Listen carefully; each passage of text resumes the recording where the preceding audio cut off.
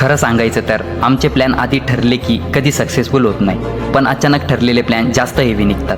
आणि यावेळी पण तसंच झालं. काही जणांना सुट्टी होती तर काही जण ऑफिसमधून हाफ डे घेऊन आले. मग काय कॉल फिरवले आणि अचानक एक प्लॅन ठरला.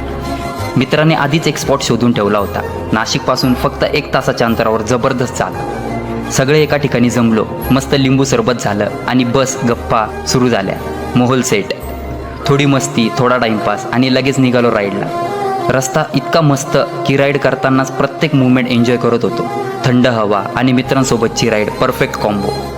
आणि शेवटी आम्ही त्या ठिकाणी पोहोचलो. गाड्या बाजूला लावल्या आणि आतल्या वाटेने चालायला सुरुवात केली. गप्पा थट्टा मस्ती करत करत एकमेकांची मजा घेत पुढे जात होतो. आणि अचानक लांबूनच आमचा स्पॉट दिसायला लागला. जसं जवळ गेलो तसं एक्साइटमेंट वाढत गेली. आणि खरंच एक नंबर वाईब आहे इथली. थंड हवा, शांत वातावरण आणि आम्ही सगळे मित्र एका झाडाखाली निवांत बसलो. काही जण फोटो काढत होते तर काही जण त्या मुवमेंट एन्जॉय करत होते. मध्येच कच्ची कैरी दिसली. मग काय सगळ्यांनी मिळून मस्त खाल्ली. खरं तर हा स्पॉट कधीही या आवडणारच, पण आम्ही याआधी ऑक्टोबरमध्ये आलो होतो आणि तेव्हा इथला नजारा काही वेगळाच होता.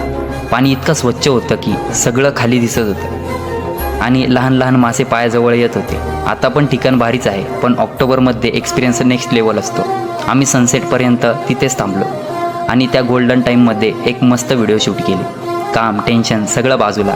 आज फक्त मित्र आणि मजा. प्लॅन अचानक झाला पण आठवणी मात्र कायमच्या बसल्या. मित्रांसोबत असलो की काहीच कमी वाटत नाही. आणि खरंच हा स्पॉट मनात बसून गेला आहे. जर तुम्हाला हा ठिकाण माहिती असेल तर तुमचा एक्सपिरियन्स कमेंटमध्ये नक्की सांगा.